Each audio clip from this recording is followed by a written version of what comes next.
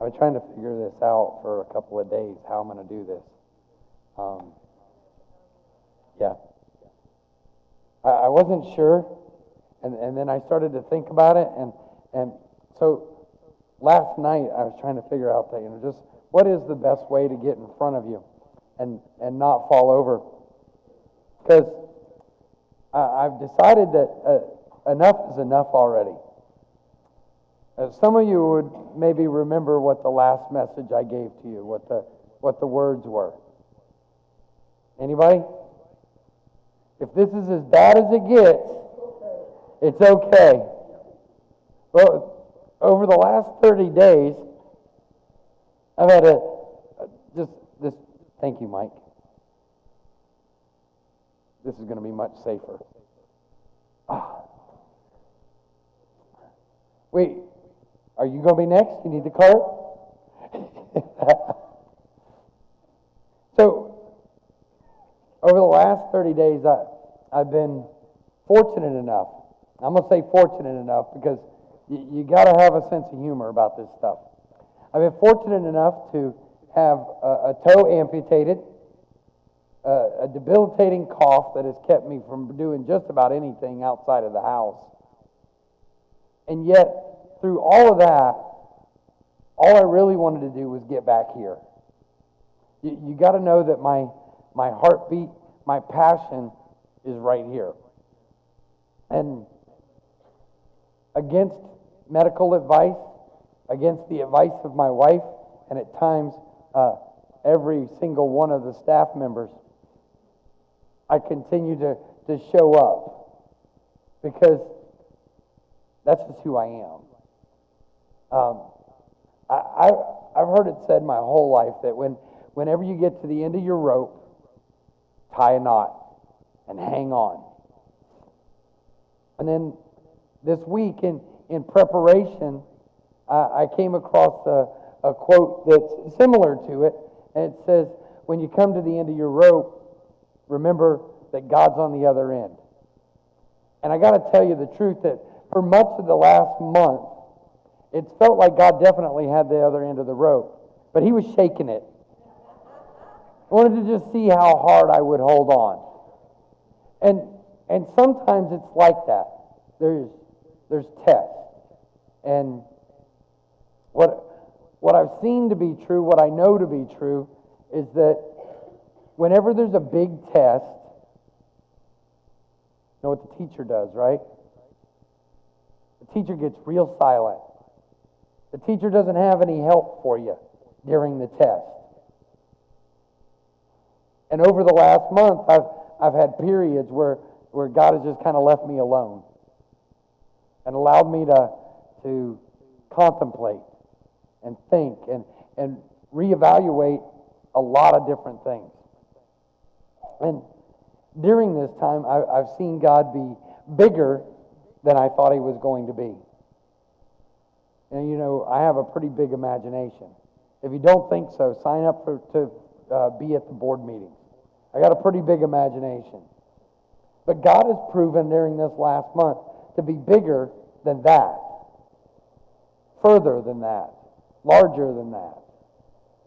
That during this time, I've been making a comparison, if you will. And it's the reason that I've been focused on this message today. See, Pastor Mike wanted me to wait one more week till I could actually walk. And it's good advice. I just happen to not listen to it. And that's not his fault. So if anybody wants to give him a hard time about not taking another week, he tried. And I just couldn't let this message go. And I think that you'll pick up on it if you'll follow along with me. We're going to be in Ruth chapter 1. This is not a real often preached message. And since I have a limited voice here, I'm not going to read the chapter to you. Instead, I'm going to point you to the screen, and we'll get it that way, I think. Now it came to pass, in the days when the judges ruled, that there was a famine in the land. And a certain man of Bethlehem, Judah, went to dwell in the country of Moab, he and his wife and his 2 sons. The name of the man was Elimelech, the name of his wife was Naomi, and the names of his 2 sons were Mahlon and Kilion, Ephrathites of Bethlehem, Judah. And they went to the country of Moab and remained there. Then Elimelech, Naomi's husband, died, and she was left and her 2 sons. Now they took wives of the women of Moab. The name of the one was Orpah, and the name of the other Ruth. And they dwelt there about 10 years. Then both Mahlon and Kilion also died. So the woman survived her 2 sons and her husband. Then she arose with her daughters-in-law, that she might return from the country of Moab. For she had heard in the country of Moab that the Lord had visited his people by giving them bread. Therefore she went out from the place where she was, and had 2 daughters-in-law with her. And they went on the way to return to the land of Judah. And Naomi said to her 2 daughters-in-law, Go, return each to her mother's house. The Lord deal kindly with you, as you have dealt with the dead, and with me. The Lord grant that you may find rest, each in the house of her husband. So she kissed them, and they lifted up their voices and wept. Surely we will return with you to your people. Turn back, my daughters. Why will you go with me? Are there still sons in my womb, that they may be your husbands? Turn back, my daughters. Go, for I am too old to have a husband. If I should say I have hope, if I should have a husband tonight and should also bear sons, would you wait for them till they were grown? Would you restrain yourselves from having husbands? No, my daughters. For it grieves me very much for your sakes, that the hand of the Lord has gone out against me. Then they lifted up their voices and wept again. And Orpah kissed her mother-in-law, but Ruth clung to her. Look, your sister-in-law has gone back to her people and to her gods. Return after your sister-in-law. Entreat me not to leave you, but to turn back from following after you. For wherever you go, I will go. And wherever you lodge, I will lodge. Your people shall be my people, and your God, my God. Where you die, I will die, and there will I be buried. The Lord do so to me, and more also, if anything but death parts you and me. When she saw that she was determined to go with her, she stopped speaking to her.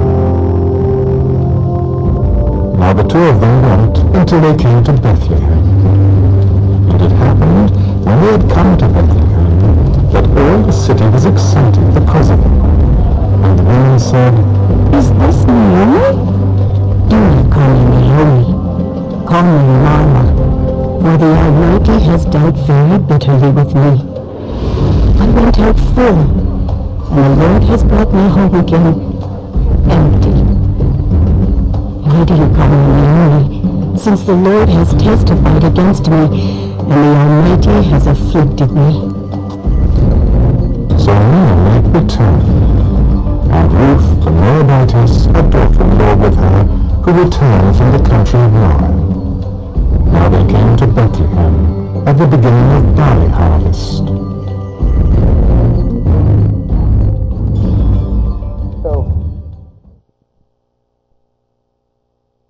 If you've not read this story, you're probably going to miss some finer details.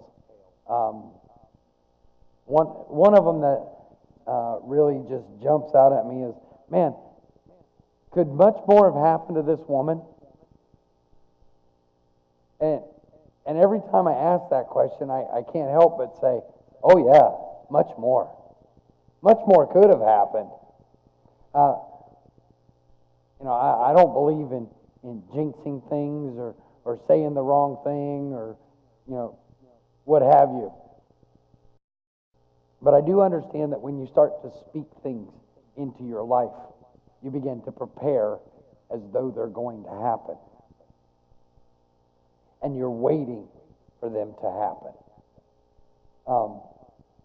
All throughout all the different things that have happened to this woman, she is fairly confident in one thing: that if she can get back to her people and her God, everything's going to be all right. And I think that if we can grab a hold of that, we catch the giant narrative of this message, that there's hope, but it's not in what I can do. It's not in what you can do, but it's in running back to our God. That if we can get to the point where we can place our faith so strongly and so squarely in what God is doing, even in the midst of what it feels like is going on. And things are happening, no doubt. Things are happening. Things are always happening. It's part of the human experience. But that doesn't mean that it has to be something that destroys us or breaks us to the point of not being able to recover. One of the best parts of being in the hospital for a week was that I got to meet a lot of people that I would have never met. And having those opportunities to be able to share that my faith wasn't in the surgeon. I was going to trust the surgeon to do his job. And my faith wasn't in the nurses, but I was trusting the nurses to do their job. My faith was in God, who placed those people in the path of what was going on. And what I found out since is that when I've had an opportunity to go back twice now and visit with the nursing team that was able to help me. And several of them say, "We're just amazed that you're upright and happy and that you've recovered so fast." I think that they expected that giving me one of these carts would mean that I'd be back real soon, with something broken and I tried to crash this thing as hard as I could, and it can be dangerous. So the reality of life is that we're all going to face the chances and the choices of life. Let me tell you what I mean by that. Much of life hinges on circumstances. Things happen. Trees fall. Sometimes they land on a house, and sometimes they land between the house. But either way, there's cleanup that has to be done. In the story that we just listened to, there's a famine that comes across the land. And Elimelech had no control over a famine. But nonetheless, famine came and people starved. Now there's an option. You can see that famine has arrived and you can get up and you can leave. But famine doesn't just come to your city. Famine tends to come to your state, to your country, to the surrounding area. There's reason to believe that you can't outrun famine. Once it starts, crops die, cattle die. There's nothing you can do. You're surviving on whatever's left. So that's chance. The death of the two sons. One of them was rather sickly and died. That happens. People die. We understand that, right? Just making sure I still got you. Yes, people just die. It happens. They get sick, they die. A famine, when you're a sickly person, is not going to help. But that had nothing to do with the choice of life. One of the boys in study, it says that he was just failing. He was failed at everything, and it's not really all that surprising that he would fail at living as well. That's highly critical. You've got to follow along with me there. Um, and then the second part of that, with a hinge, is that much of life is about deliberate choices. We actively choose things. A few weeks ago, we talked about when we make choices, we pick our results. And this is where we get in the most trouble. This is where we have no choice but to look in the mirror and say, that's where the problem is. That person right there not making good decisions. And much of our life depends on the choices that we make. Much less of our life is about the chances that we run into. See, they chose to live or to leave Bethlehem and live in Moab.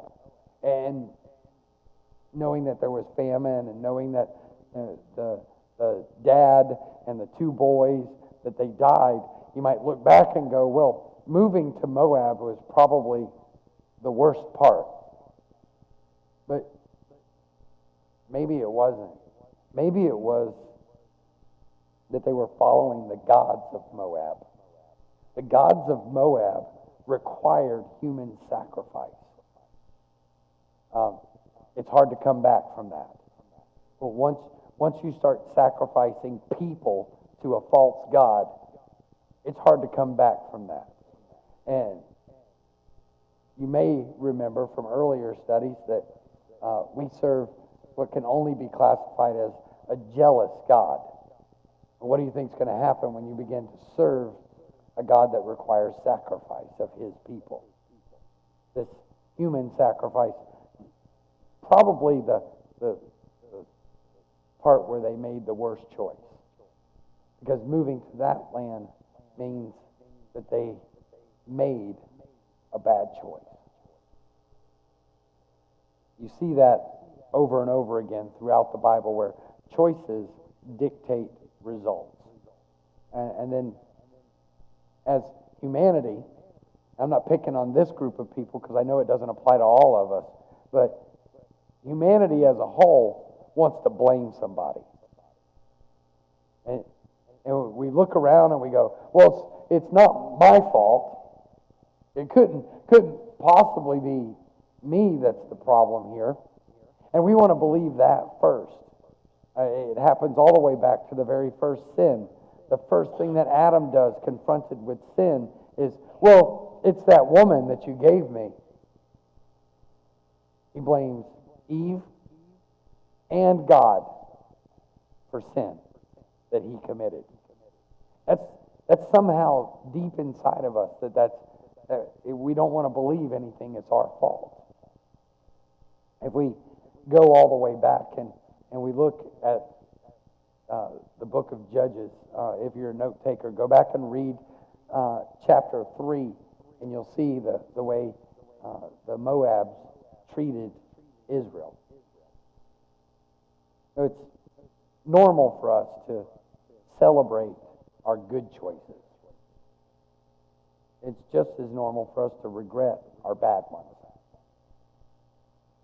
I think that as a general rule, the most people that I talk to, the regret of bad choices or choices not made is stronger than the celebration of good choices.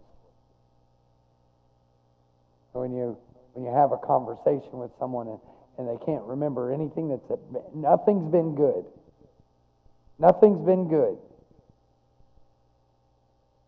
You kind of got to backtrack that. It's mathematically impossible for nothing to be good.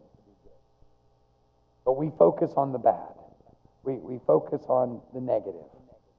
And we get locked in there that we begin to regret. And regret leads us to make choices that we wouldn't normally make. And those choices give us more to regret. So we have to come to a point where we start with the choices. And start there, that we would look back, yes, and see the choices of our past, but looking forward to make better choices for the future. Because what we do today is paid for in the future. Our past doesn't pay the price. That's done and over with. But our future pays the price for everything we choose to do today. Now, regardless of our past, we can make good choices about our future. This is where we tend to get bogged down. We say, well, I'm in this place because of what I did 30 years, 40 years ago. And that may be true, but you'll stay in that place forever if you allow that kind of decision making to hold you in that place. We all have an opportunity to let go of our past, to celebrate the change that God has made in us. But the only way we get there is if we will actually allow God to make those changes in us and through us.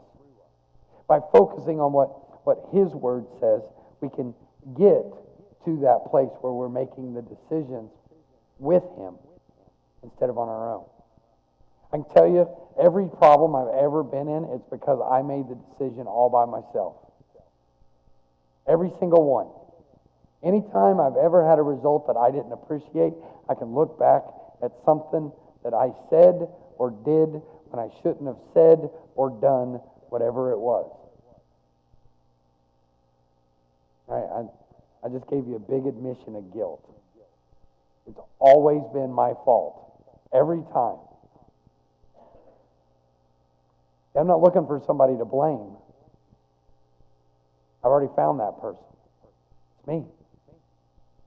And I think that if you would do the same thing with yourself, you'd come to the same conclusion. That no matter where it is that you wanted to go or wish you had gotten, if you didn't get or it didn't happen, it was on you. That's tough teaching. I got my own toes in on that. These are words I didn't plan to say. Naomi chose to return to Bethlehem.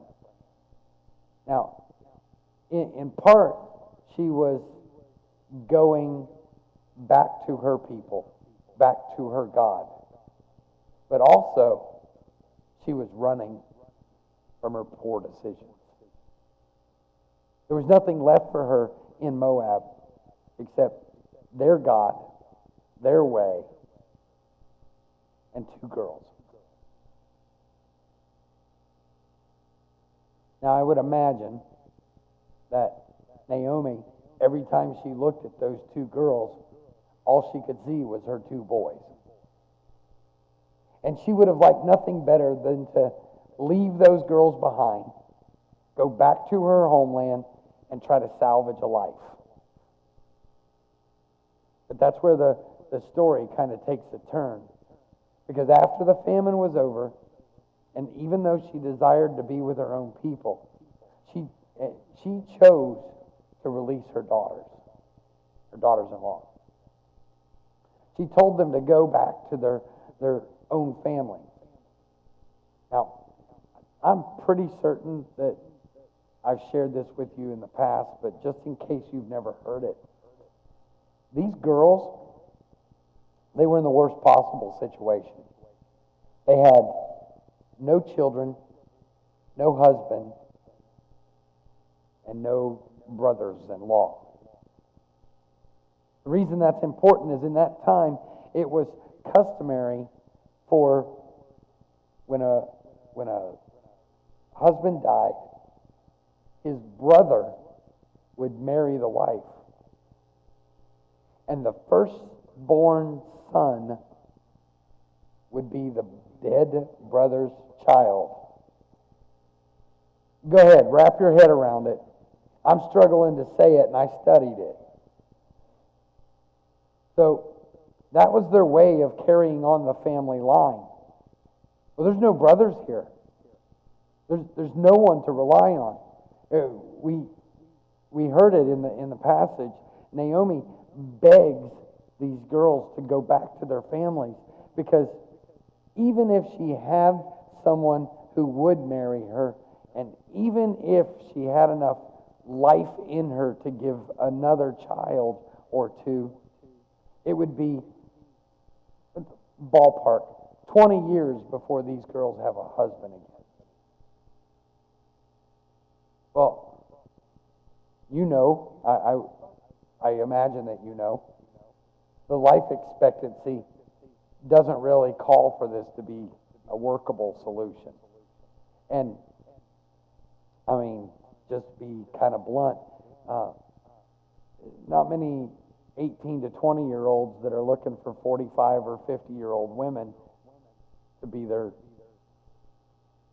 life-giving family. That's rough. And so she sends these girls away. But Naomi, she regarded her circumstances in light of God's providence. Instead of looking at the situation and saying, everything is bad, everything is terrible, she looked as though things were still possible. This is the motivating factor for going back to her family, back to Bethlehem, back to God. Now, it says in the passage that she changed her name to Mara, which means bitter. Not that she was bitter, but that God had dealt with her bitterly. We don't have any evidence that Naomi ever was bitter. Instead, we have evidence that proves that she was more like Job, that she praised God even though the circumstances were poor. Even though all this tragedy had been around her. I mean, I think it was probably pretty normal. I think any one of us might look around and go, okay, what have I done so wrong that there's not food and everybody I love is dead? But I think Naomi, like Job, like the beginning of this series, if this is as bad as it's going to get, that's okay. I'm okay. We have to take this thought process. See, Ruth chose to trust in Naomi's God. And this is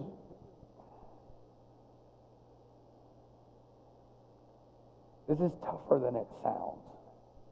Because what Ruth was doing was rejecting her God. She was rejecting all the background that she had in Moab. She was rejecting her family. She was resisting the temptation to follow her sister-in-law.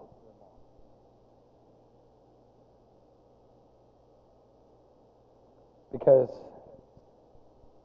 she was borrowing Naomi's faith. And there's nothing wrong with a borrowed faith, but it only gets you so far. I would put forward a thought today that all of us, at some point or another, maybe even today, are working with what I call a borrowed faith.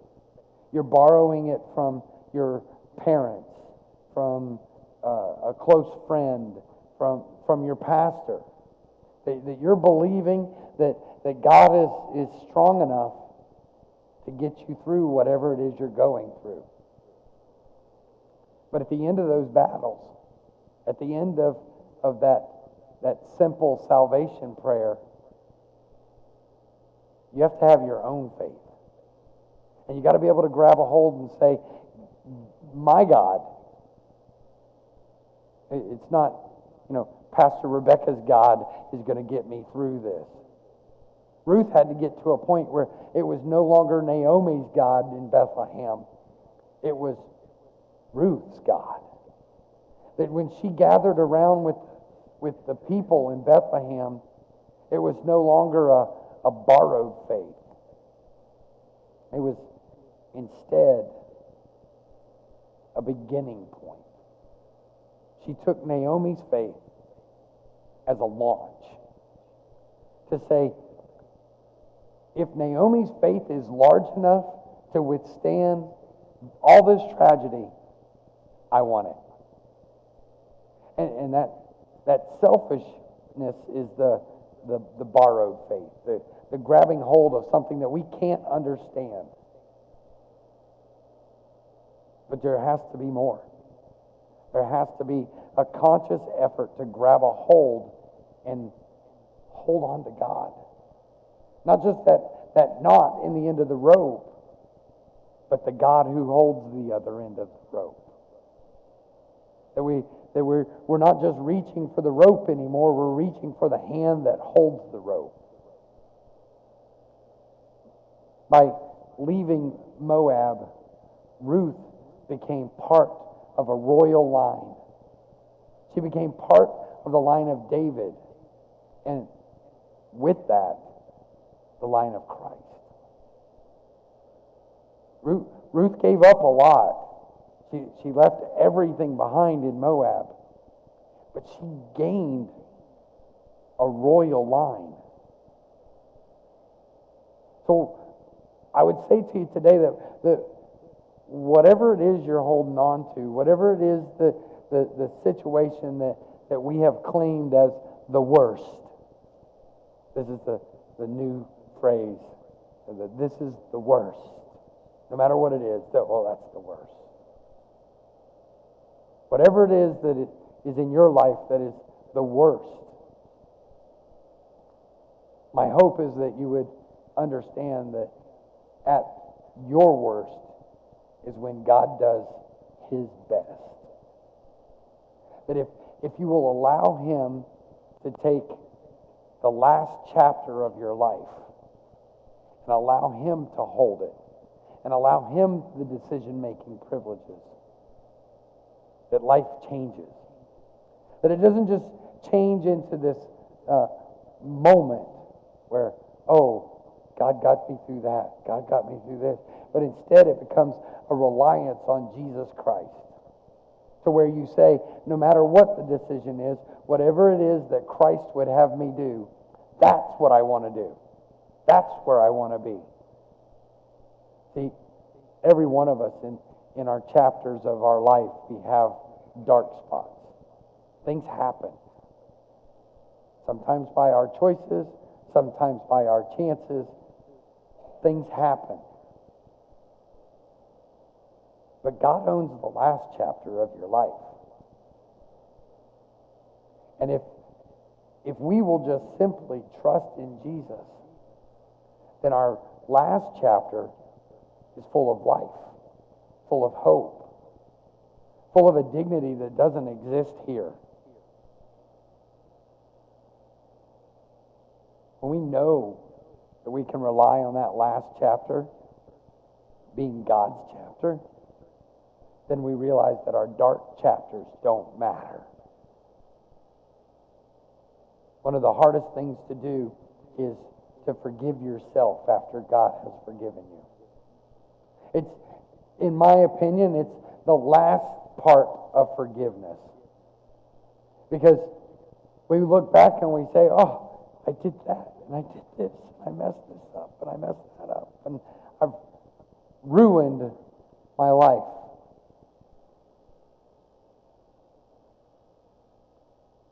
And God says, come to me. All of you who are weary, and I'll give you rest. What a great privilege that is if we'll take it. That we can bring the worst of our life and lay it down as an offering to Jesus. And He takes it and He makes it what only He can do. Royal.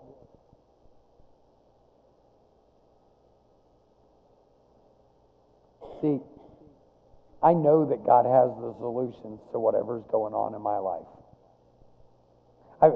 I've not had a single doubt of that.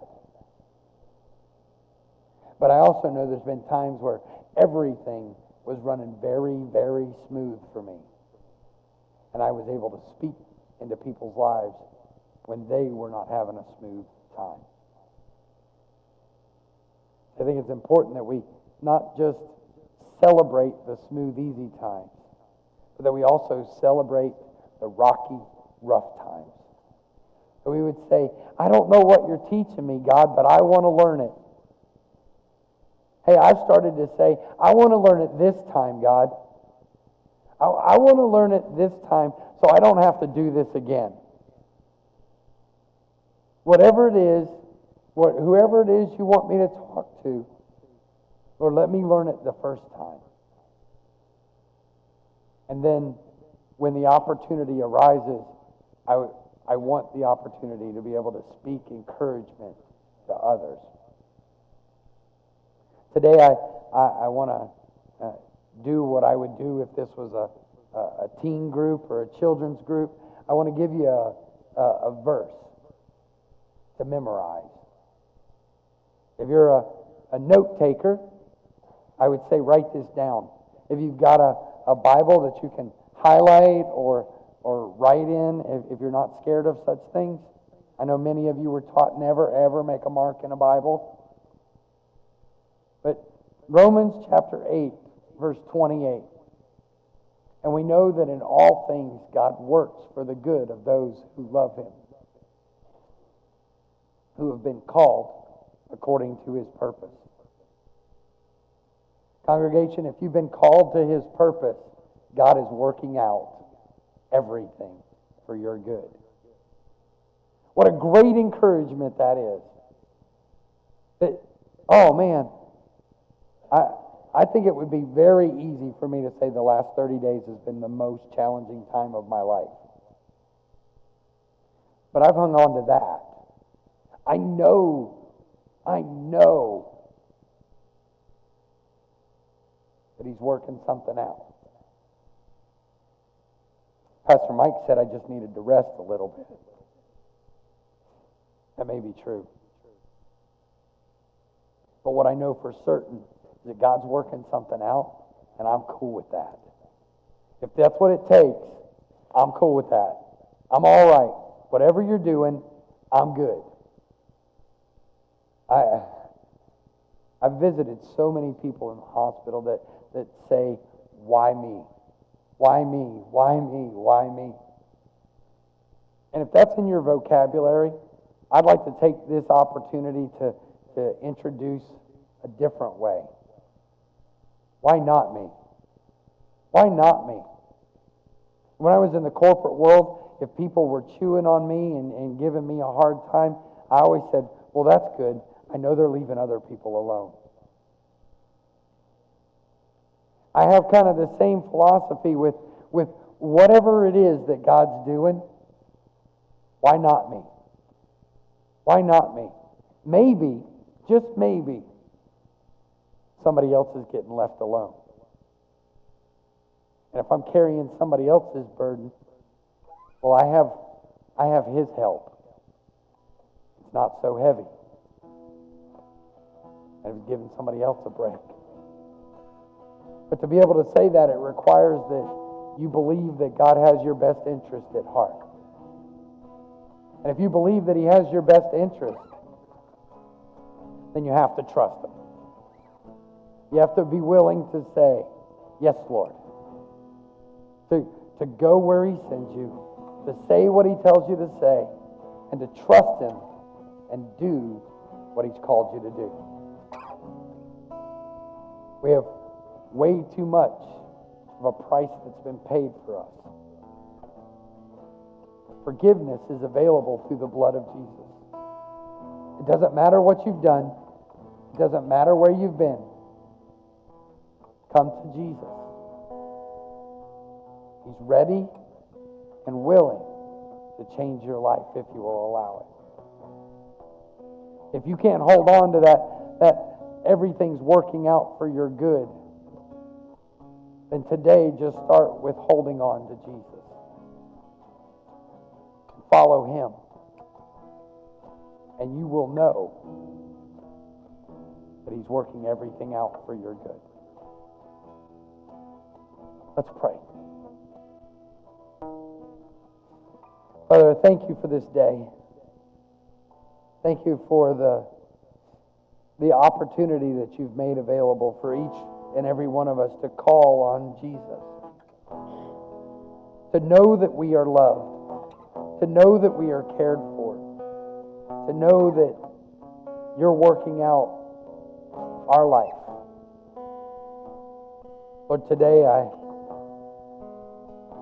ask that for those that will surrender,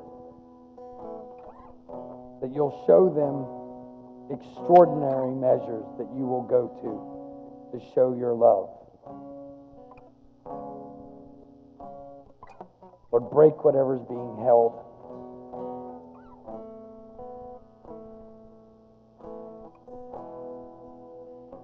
Let your love shine through. Lord, allow us to let go of what life shows us